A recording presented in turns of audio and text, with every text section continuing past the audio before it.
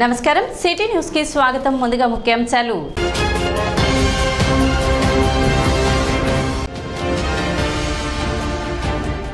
మహిళల ఆర్థిక పరిపుష్టి బలోపేతంలో భాగంగా బ్యాంకర్స్ సమావేశం నిర్వహించిన పురపాలక సంఘం.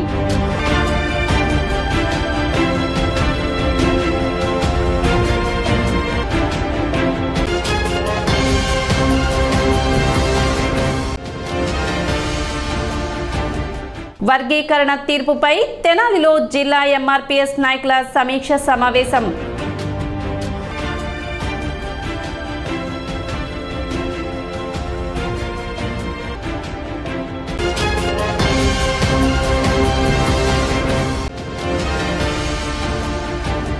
పాత కక్షల నేపథ్యంలో వ్యక్తిపై దాడి. తెనాలి ప్రభుత్వ వైద్యశాలలో చికిత్స పొందుతున్న బాధితుడు.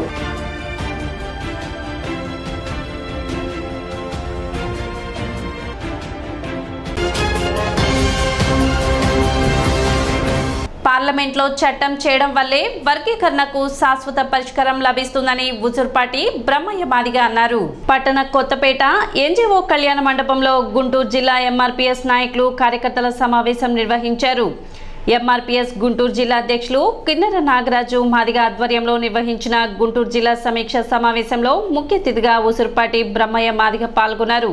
సుప్రీంకోర్టులో తీర్పు వచ్చిన సందర్భంగా తీర్పుపై చర్చించి తదుపరి కార్యాచరణతో ముందుకు వెళ్లే వ్యూహంపై సమావేశంలో చర్చించారు. ఈ సందర్భంగా బ్రహ్మయ్య మాదిగ మాట్లాడుతూ సుప్రీం తీర్పు మనస్ఫూర్తిగా స్వాగతిస్తున్నామని దీనిని తక్షణమే అమలు చేయాలని డిమాండ్ చేశారు. సుప్రీం కోర్టు ద్వారా వచ్చిన విజయాన్ని ఆత్మ బలిదానం అసువులు బాసిన అమరవీరులకు కార్యకర్తలకు అంకితం ఇస్తున్నట్లు చెప్పారు. తీర్పుకు కారణమైన పంజాబ్ ప్రభుత్వానికి ధన్యవాదాలు తెలిపారు. పంజాబ్ పోరాటం లేకపోతే వర్గీకరణ మూలన పడేదని అన్నారు. గతంలో అధికారంలో ఉన్న చంద్రబాబు వర్గీకరణ అమలు చేశారు. ఇప్పుడు కూడా చంద్రబాబు అధికారంలో ఉండడం మంచి పరిణామమని, అప్పుడు అమలు చేసిన జీవోని ఇప్పుడు తక్షణమే అమలు చేయాలని కోరారు. సుప్రీం తీర్పుని స్వాగతించినందుకు చంద్రబాబు, పవన్, పురంధరేశ్వరి, నారాయణకు ధన్యవాదాలు తెలిపారు.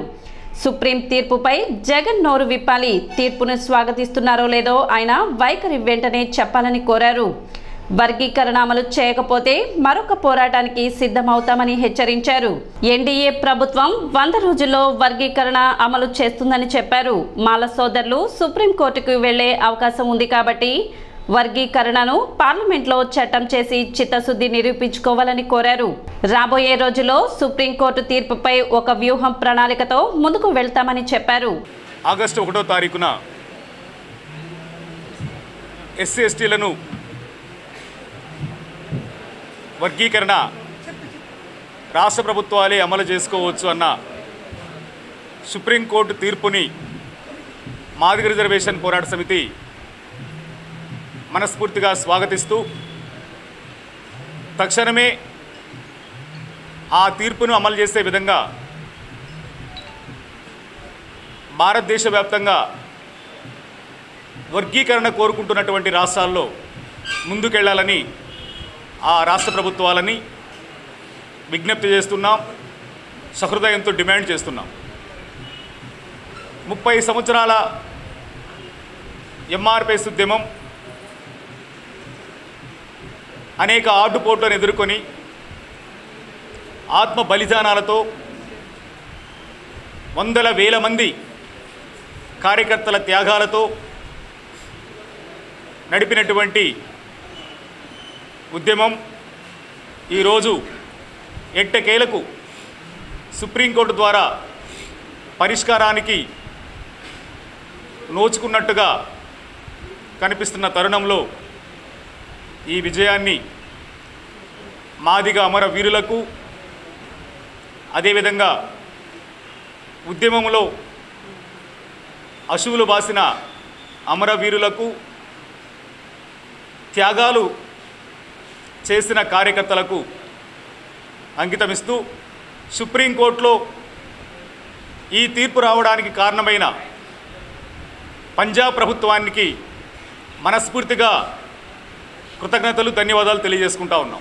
తెనాలి మండల పరిధిలో పూర్తి స్థాయిలో రైతులకు ఎరువులను అందుబాటులో ఉంచినట్లు మండల వ్యవసాయాధికారి ప్రేమ్ సాగర్ తెలిపారు. ఎరువులు అవసరమైన వారు ఆర్బీకేలలో సంప్రదించి ఎరువులను పొందవచ్చని ఆయన సూచించారు. రైతులకు ఎటువంటి ఎరువుల కొరత లేకుండా చూసేందుకు సొసైటీలు కూడా అమ్మకాలు జరిపేందుకు ముందుకు వస్తున్నట్లు ఏవో ప్రేమ్ సాగర్ వెల్లడించారు.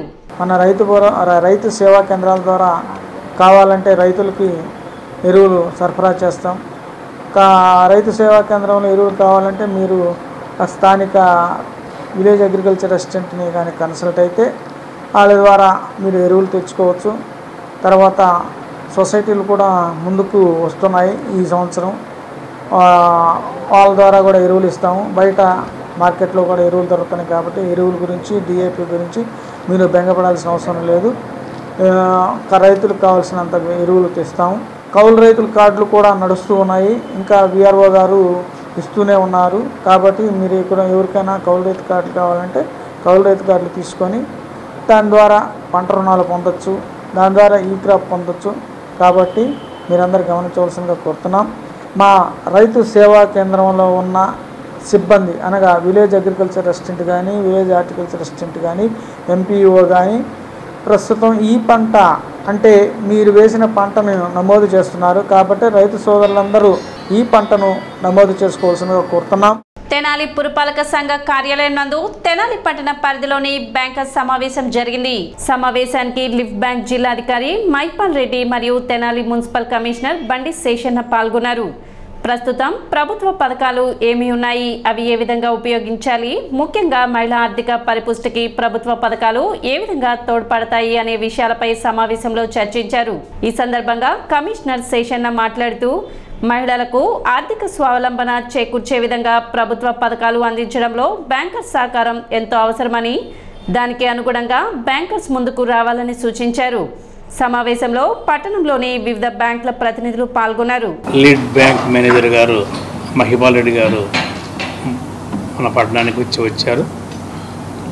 ఈరోజు టౌన్లో ఉన్నటువంటి ఆల్ బ్యాంకర్స్ తోటి, మెప్మాలో ఉన్నటువంటి సిఎంఎంలు సిఓలతోటి ప్రస్తుతము గవర్నమెంట్లో ఉన్నటువంటి స్కీమ్స్ ఏమున్నాయి, అవి ఏ విధంగా వినియోగించుకోవచ్చు, వాటికి ఉన్నటువంటి సాధ్యాసాధ్యాలు ఏంటి, ఎవరికి ఎలాంటి స్కీమ్ ఉపయోగపడుతుంది అనేటువంటి విషయాలపైన ఇద్దరిని కలిపి ఒక అవగాహన సదస్సు ఏర్పాటు చేయడం అయింది.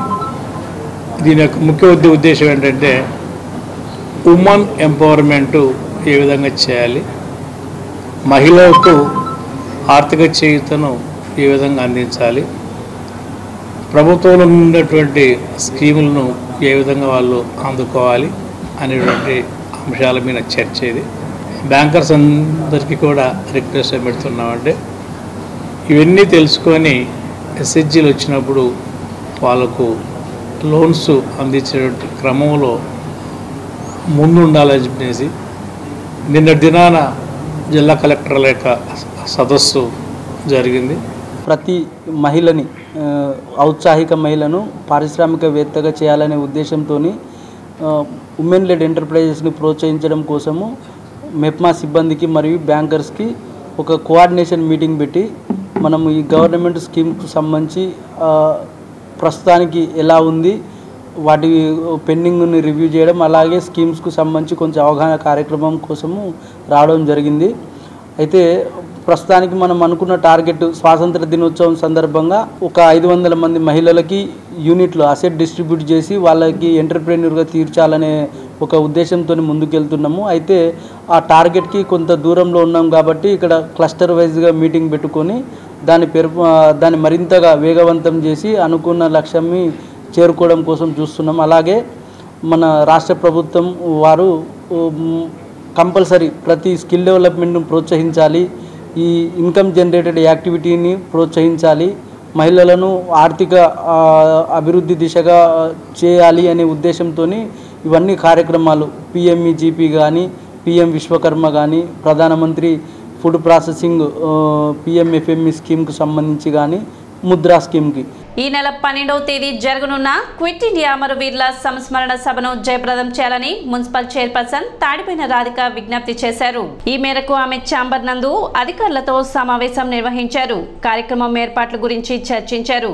స్వతంత్ర పోరాటంలో అమరులైన అమరవీరులకు నివాళులు అర్పించడంతో పాటు పలువురిని స్మరించుకోవడం జరుగుతుందని, ఓవర్ బ్రిడ్జ్ వద్ద గల అమరవీరుల స్తూపాల వద్ద జరిగే ఈ కార్యక్రమాన్ని పట్టణ ప్రజలు విజయవంతం చేయాలని మున్సిపల్ చైర్పర్సన్ తాడిపోయిన రాధిక విజ్ఞప్తి చేశారు.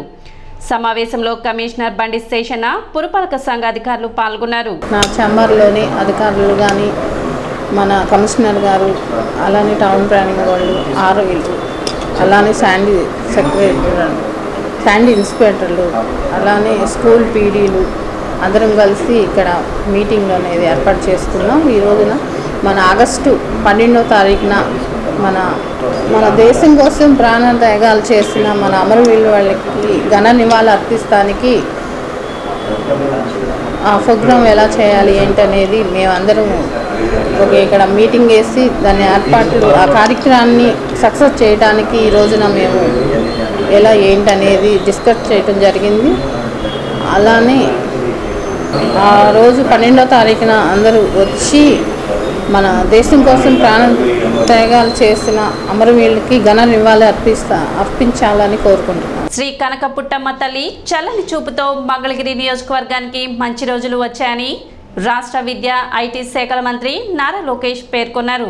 దుగ్గిరాల మండలం పెద్దకొండూరులో వేంచేసి ఉన్న శ్రీ కనకపుట్లమ్మ దేవాలయంలో మంత్రి లోకేష్ మంగళవారం ప్రత్యేక పూజలు నిర్వహించారు.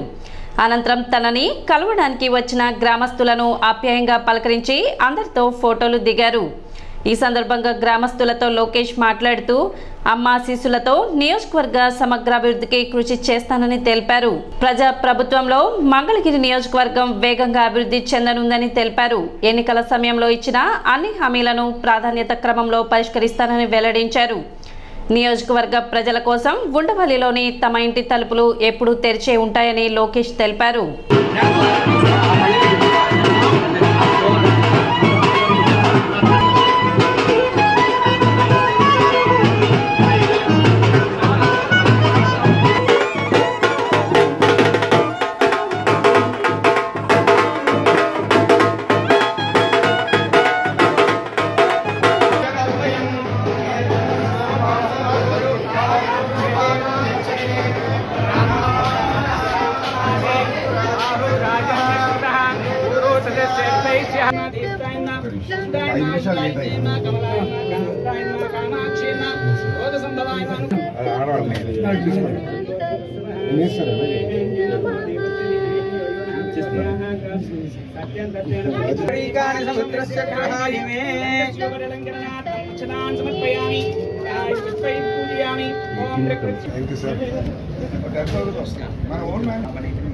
రాష్ట్రంతో మీరే ఫ్రీగా రాజ్యాధికార యోగ్యతా సిద్ధిరస్తు గ్రామే అస్మిన్ రాష్ట్రే